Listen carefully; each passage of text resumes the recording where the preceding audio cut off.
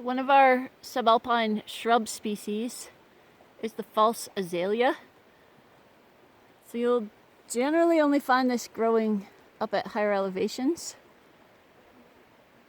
It has a sticky, skunky smell to it when it's crushed. The bark is scaly to shredding. Looks good. It's almost peeling on that one. Especially the older bark.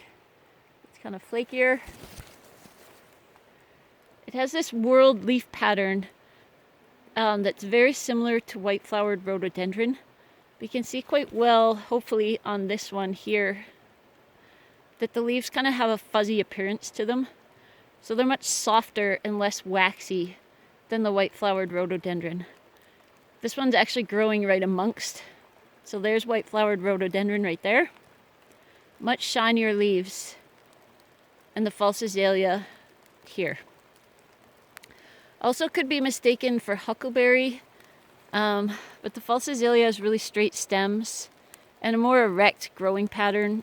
It doesn't sprawl out the same way as black huckleberry does. It's quite common, I see it with this fungus growing on the leaf, giving it this kind of spotted, speckled pattern. Gets little pretty pink urn-shaped flowers.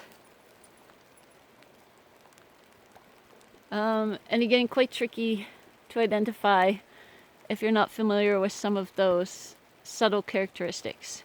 So you can see the fine teeth on that margin of that leaf, and that new twig is quite fuzzy as well. And comparing it again to white-flowered rhododendron,